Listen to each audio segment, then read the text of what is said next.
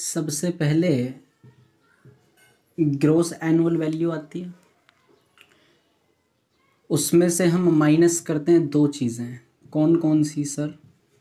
एक तो tax paid और एक अनरियलाइज्ड रेंट। अनरियलाइज्ड रेंट, ये दोनों चीज़ें माइनस होने के बाद क्या आ जाएगी हमारी NAV। यहाँ तक हमने बात कर ली थी। नेट एनुअल वैल्यू आपकी आ जाती है। ठीक है, डिडक्शन देंगे अंडर सेक्शन 24A 24B। दो डिडक्शन देने के बाद में हमारी आ जाएगी इनकम फ्रॉम हाउस प्रॉपर्टी। ये हमारा पूरा फॉर्मेट है। ठीक है जी सर, ये आपको याद होना चाहिए। लेट आउट प्रॉपर्टी के केस में ये फॉर्मेट है हमारा, आपको ये याद होना चाहिए बहुत अच्छे तरीके से। प्रैक्टिस करोगे तो हो जाएगा, कोई बहुत बड़ी बात इसमें नहीं है। हमने क्या क्या देख लिया? हमने ग्रॉस एनुअल वैल्यू निकालना सीख लिया। कैसे आता है? एक्चुअल वैल्यू ना म्युनिसिपल वैल्यू और फेयर रेंट जो दोनों में ज़्यादा होगा उसका कंपैरिजन स्टैंडर्ड रेंट से, जो दोनों में कम होगा उसका कंपैरिजन एक्चुअल रेंट से। अगर एक्चुअल रेंट हमारा ज़्यादा होता है, याद करो फटाफट से, अगर एक्चुअल रेंट हमारा ज़्यादा होता है तो वही ग्रॉस एनुअल वैल्यू हो जाएगी। लेकिन अगर एक्चुअल रेंट कम होता है due to vacancy, gross annual value. अगर नहीं है, एनी अदर रीजन है, तो फिर जो कंपैरिजन कर रहे हैं हम, एक्सपेक्टेड रेंट मान लो या आप फेयर रेंट नंबर 2 कह दो, वो आपकी ग्रॉस एनुअल वैल्यू हो जाती है। ये हमारी GAV का मैटर था। ग्रॉस एनुअल निकालने के बाद में टैक्स पेड जब हम करते हैं, यानी कि टैक्स पेड माइनस करते हैं, तो यहाँ पर दो चीज़ों का बात ध्यान रखना होता है हमें। पहली क्या चीज़ है कि एक तो वो पेड बेसिस होना चाहिए। किस बेसिस पर है? पेड बेसिस पर। अगर आपने टैक्स पेड कराया, म्युनिसिपल टैक्स पेड कराया, तो ही आपको उसकी छूट मिलेगी, माइनस होगा, डिडक्शन मिलेगी, अदरवाइज नहीं मिलेगी। दूसरी आपको बात ये भी याद रखनी है, ध्यान रखना, इन दोनों में से दोनों शर्तें पूरी होनी चाहिए कि पेड बाय लैंडलॉर्ड हो। क्या हो?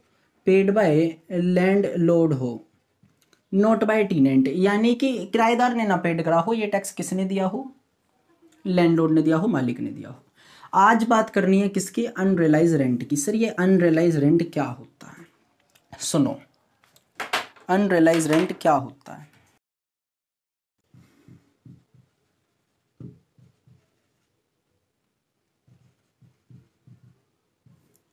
अनरियलाइज रेंट, मैंने कहा मेरा जो टेनेंट था वो मकान खाली कर चुका है और यहाँ से जा चुका है।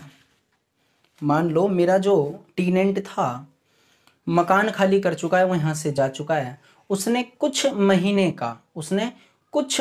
का मुझे रेंट पेड नहीं करा, यानी कि अनरियलाइज रेंट है, मैं उससे उन्हें प्राप्त नहीं कर पाया। हिंदी में अगर मैं बात कहूँ तो अप्राप्य किराया।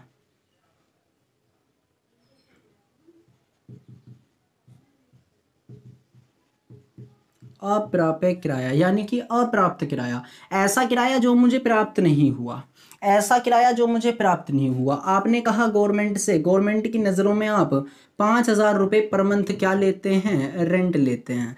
कितना मिला? 60,000 मान लेते हैं। गवर्नमेंट कहेगी कि आपको 12 महीने रेंट मिला होगा 60,000। आपने कहा नहीं मालिक, जो 2 महीने का रेंट है वो अनरियलाइज रेंट है। ध्यान से सुनना, अनरियलाइज रेंट है कितना? 10,000 रुपये का।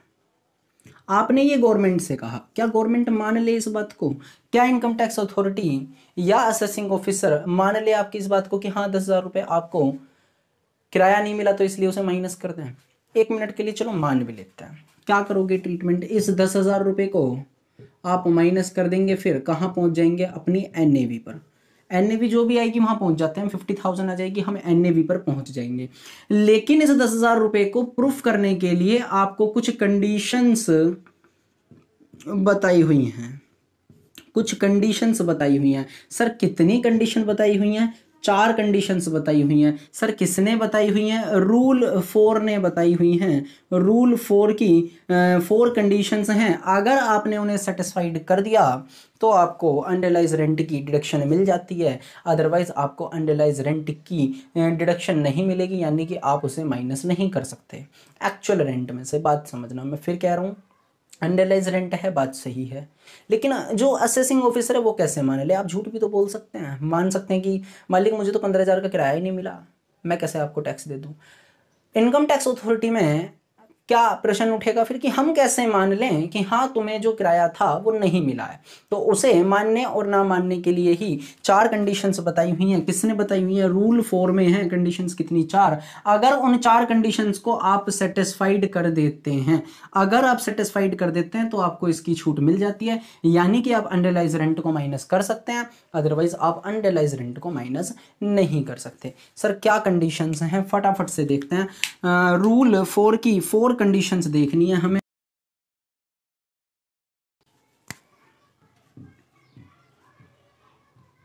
रूल 4 क्या है? Conditions.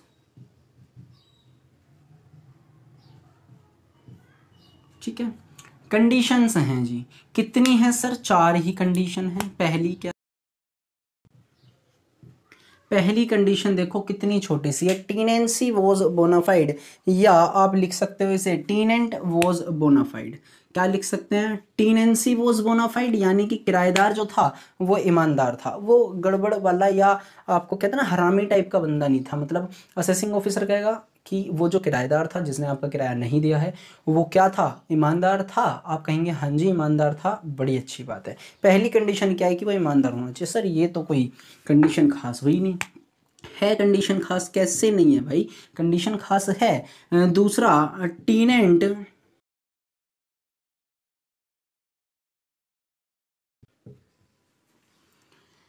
टीनेंट has vacated all the property belonging to the assessee. का क्या मतलब है सर? दूसरी कंडीशन है कि टीनेंट ने आपकी हैज वैकेटेड खाली कर दी हूं। वैकेटेड का मतलब खाली कर दी हूं।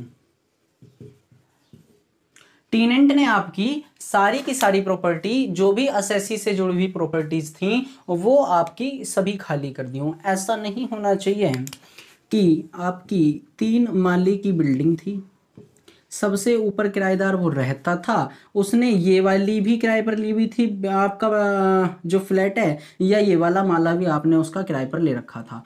ठीक है, अब उसने करा क्या? आपके साथ में कहने लगा मैं इस वाली का जो रेंट है वो देने में असमर्थ हूं। आप कह रहे हैं किससे? असेसिंग ऑफिसर से कि मालिक मुझे इस वाले मालिक की जो रेंट थी या इस वाली फ्लोर का जो मुझे रेंट है वो उसने नहीं दिया था, मुझे इसकी छूट दे दो। मालिक जो है कौन? असेसिंग ऑफिसर इनकम टैक्स के, वो क्या कहेंगे? इस वाली बिल्डिंग में, यानी कि इस वाले फ्लोर पर अभी वो रहता है। आप कहोगे हाँ रहता है, तो फिर आपको छूट नहीं मिलेगी। क्यों नहीं मिलेगी? क्योंकि दूसरी कंडीशन क्या कहती है?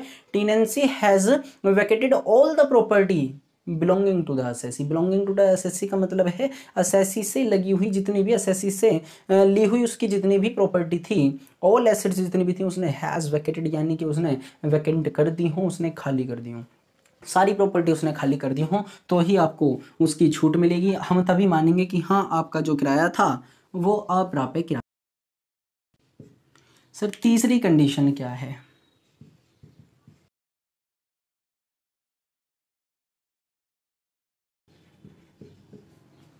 तीसरी कंडीशन क्या है सर? तीसरी कंडीशन से है sir, assessee has taken all legal steps against the tenancy to recover the unrealised rent. भाई कह रहे हैं असेसी ने has taken all legal steps, सारे वो कानूनी तौर तरीके आजमा लिए हों, अगेंस्ट किसके विरोध में? किसके अगेंस्ट में? टीनेंसी के अगेंस्ट में। किस लिए सर? रिकवर करने के लिए। किस चीज को? अनरियलाइज्ड रेंट को। यानी कि असेसिंग ऑफिसर कहेगा कि तुमने थोड़ी बहुत डराया धमकाया उससे, नहीं, जो आपका किराएदार था जिससे आप पैसे नहीं निकाल पा रहे हो, आपने उसे थोड़ा बहुत डराया धमकाया या नहीं? आपने उसे डराया धमकाया होगा अगर, और उसके बावजूद भी आप उससे रिकवर नहीं करा पा रहे हैं अमाउंट को, या उससे रिकवर नहीं कर पा रहे हैं अमाउंट को अनरियलाइज रेंट की, तो आपको छूट मिलेगी। बात समझना, पहली क्या थी कि वो टीनेंट जो होना चाहिए वो ईमानदार होना चाहिए। दूसरी बात, आपकी सारी की सारी प्रॉपर्टी उसने खाली कर दी हो। ऐसा ना हो कि सेकंड वाले बिल्डिंग पे सेकंड वाले माले पर वो अभी भी रहता है, या उस वाले फ्लोर पे वो अभी भी रहता है, नीचे का उसने खाली करा, कह रहा है जी मैं नीचे का रेंट नहीं दे रहा। आप कह रहे हो कि जी अब वो रेंट नहीं दे रहा इस वजह से हमें छूट मिल जाएगी। नहीं नहीं, ऐसा कुछ नहीं होगा। आपकी जितनी भी एसेट उसने किराए पर ली हुई थी वो सारी की सारी उसने क्या कर दी हो? वैकेंट कर दी हूँ, यानी कि खाली कर दी हूँ। तीसरी कंडीशन क्या है कि आपने कुछ लीगल स्टेप्स लिए हो, यानी कि लीगल से मतलब कानूनी, डराना धमकाना, गाली गलोच नहीं, मारना पीटना नहीं, वो इलीगल माना जाता है, according to the law illegal माना जाता है। आपने लीगल स्टेप्स लिए हों, यानी कि 2-4 पब्लिक को जोड़ करके बंदों को जोड़कर, हाँ भाई मुझे इसका किराया नहीं मिल रहा, मतलब कोई भी ऐसा स्टेप बस लीगल होना चाहिए। आपने लिया, किस लिए लिया था वो स्टेप? रिकवर करने के लिए अमाउंट को, लेकिन फिर भी आप उसे रिकवर नहीं कर पाते हैं, तो चौथी कंडीशन और सेटिस्फाइड कर दीजिए, आपको छूट मिल जाएगी अनरियलाइज रेंट की। सर फोर्थ कंडीशन क्या है? ध्यान से सुनेंगे, फोर्थ कंडीशन क्या है?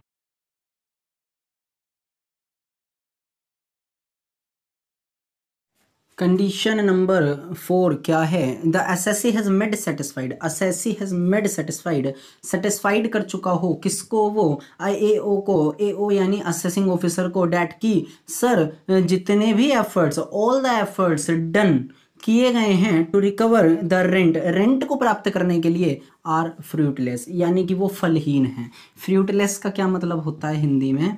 फलहीन है। यानी कि आपने जितने भी एफर्ट्स करे हैं, जितनी भी मेहनत करी है आपने, वो हमने सब कुछ करके देख लिया सर, लेकिन वो जो सब कुछ हमने करा है वो फलहीन है। इस बात को अगर कौन मान लेता है? असेसिंग ऑफिसर मान लेता है, तो अनरियलाइज रेंट की आपको छूट मिल जाएगी, सीधी सी बात है। सर क्या मान जाएगा असेसिंग ऑफिसर? भाई क्यों नहीं मानेगा? ऊपर की 3 कंडीशन सेटिस्फाइड करो, टेनेंसी आपका बोनाफाइड होना चाहिए, हरामी टाइप का होगा तो तुमने उसे किराए पर दिया ही क्यों मकान, सीधी बात है। सेकंड, उसने सारी प्रॉपर्टी आपकी खाली कर दी, और तीसरा, आपने कुछ लीगल स्टेप्स ले लिए हों उसके अगेंस्ट में रिकवर करने के लिए, तब भी उसके बाद अनरियलाइज रेंट ना प्राप्त हो रहा हो, तो असेसिंग ऑफिसर सेटिस्फाइड हो जाएगा, और सेटिस्फाइड होते ही आपको अनरियलाइज रेंट की छूट मिल जाएगी। तो ये थी कंडीशन 4 किसकी? रूल 4 की। किस लिए थी सर? अनरियलाइज रेंट की रिकवरी के लिए, सॉरी अनरियलाइज रेंट की डिडक्शन के लिए, रिकवरी नहीं, रिकवरी का मैटर बाद में आएगा। हटा दें, स्क्रीनशॉट लो फटाफट से, एक नोट डाल लो बेटा, actual rent does not include unrealise rent, यानी एक्चुअल रेंट में अनरियलाइज रेंट की अमाउंट नहीं होती है, ये बात आपको पता होनी चाहिए। इतना बड़ा अपना पॉइंट नहीं है, लेकिन पता होना चाहिए। एक्चुअल रेंट मतलब जो वास्तविक किराया हमें मिल चुका है, डेट इज रिसीव्ड। अब जो रिसीव हो गया वो तो वो हिस्सा है ना जो हमें मतलब मिल चुका है, जो नहीं मिला है वो इसमें कैसे आ जाएगा? तो actual rent doesn't include unrealise rent, actual rent में कभी भी अनरियलाइज रेंट इंक्लूड नहीं होता है। इस पॉइंट को मैंने यहाँ पर बताया, आप लोग नोट डाल लेना, ये छोटा सा आपको क्वेश्चन के टाइम पर फायदा होगा इससे। चलो सर क्या रह गया फॉर्मेट में, देखो ना, GAV माइनस उसमें टैक्स कर देंगे। टैक्स कब माइनस करेंगे? पेड होना चाहिए, और पेड बाय असेसी होना चाहिए, यानी कि लैंडलॉर्ड होना चाहिए। अनरियलाइज रेंट माइनस करते हैं सर, अनरियलाइज रेंट कब माइनस करेंगे? देख लिया था हमने। उसके बाद में क्या आ जाएगी सर? NAV आ जाएगी, माइनस करेंगे deduction under section 24A, under section 24B। Under section कौन सा? 24A में क्या है सर? 24A में है 30% ऑफ NAV। क्या है सर? 30% of NAV। सीधा सीधा डिडक्शन आप दे दो, सीधा सीधा आप डिडक्शन दे दो सर। 24B में क्या है?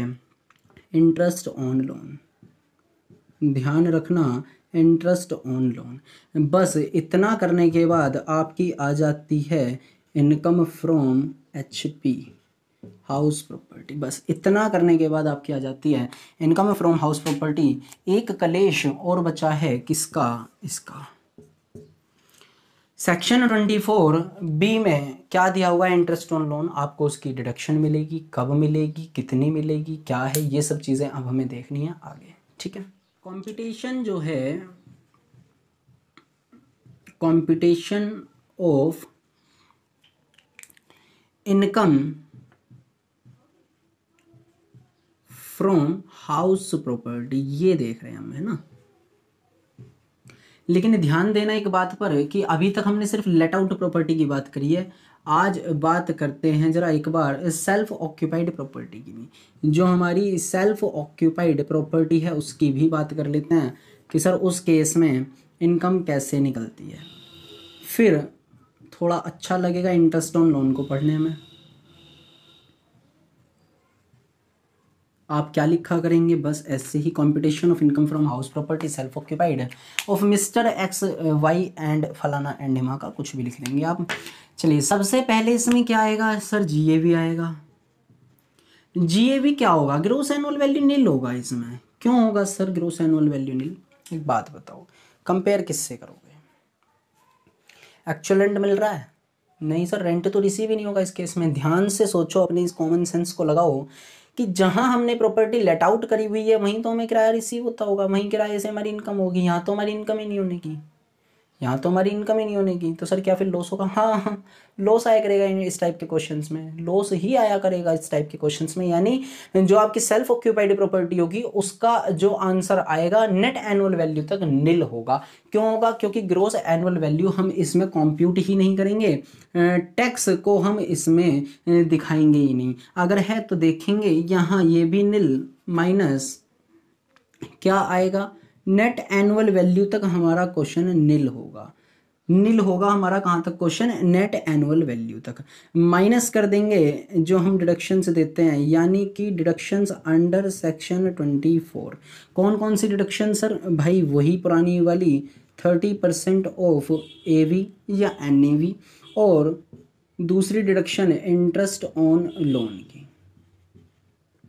ध्यान देना, एवी अगर नील है मेरा तो 30% भी मेरा नील ही होगा, ठीक है, ये भी मेरा नील ही होगा क्योंकि एनएवी मेरा नील है यानी कि जीरो है, तो 30% भी जीरो का कितना होगा, जीरो ही होगा, ये माइनस हो जाएगा यहाँ पर। कुछ भी नहीं आएगा, माइनस लिख लो या आप ऐसे ही छोड़ दो, आपकी मर्जी है। नील होगा। इंटरेस्ट ऑन लोन कितना सर? इंटरेस्ट ऑन लोन या तो 30,000 रुपये मैक्सिमम डिडक्शन मिलती है, बात सुनना, या फिर 2 लाख रुपये मिलती है। या तो 30,000 रुपये की डिडक्शन आपको मिलेगी या 2 लाख रुपए की मैक्सिमम डिडक्शन आपको मिलेगी। सर कब मिलेगी 30,000 रुपये और कब मिलेगी 2 लाख रुपए, इसी के बारे में जिक्र करना है हमें। किसके केस में? सेल्फ ऑक्यूपाइड प्रॉपर्टी के केस में। उसके बाद इसे लेस करने के बाद क्या आ जाएगी, आपकी इनकम फ्रॉम हाउस प्रॉपर्टी आएगी। हालांकि इनकम क्या, लॉस आएगी, लेकिन अगर लॉस आता है तो हम उसे ऐसे ही ब्रैकेट में करके दिखा देंगे, और ब्रैकेट का मतलब माइनस हो जाता है, पता ही है आपको, अकाउंट्स के बच्चे रहे हो आप। Income from house property in the case of self occupied ऐसे निकलेगी। ये आपका फॉर्मेट था। क्या क्या? ग्रोस एनुअल वैल्यू नील, म्यूनिसिपल टैक्स नील, नेट एनुअल वैल्यू नील। नेट एनुअल वैल्यू तक क्वेश्चन आपका नील चलेगा in the case of self occupied property, ठीक है। देन आप 30% की जो एनएवी दोगे वो भी आपकी नीली आने वाली है, जीरो का 30% जीरो। एक चीज़ का ध्यान रखना है बस, किसका सर? इंटरेस्ट ऑन कैपिटल का। कब 30,000 रुपये की उसे छूट दी जाएगी, कब उसे 2 लाख रुपए तक की छूट दी जाएगी, इसके बारे में, डिडक्शन के बारे में जरा देख लेते हैं। बस चैप्टर आपका नेक्स्ट लेक्चर में हम फिर कोशिश करेंगे ख़त्म करने की।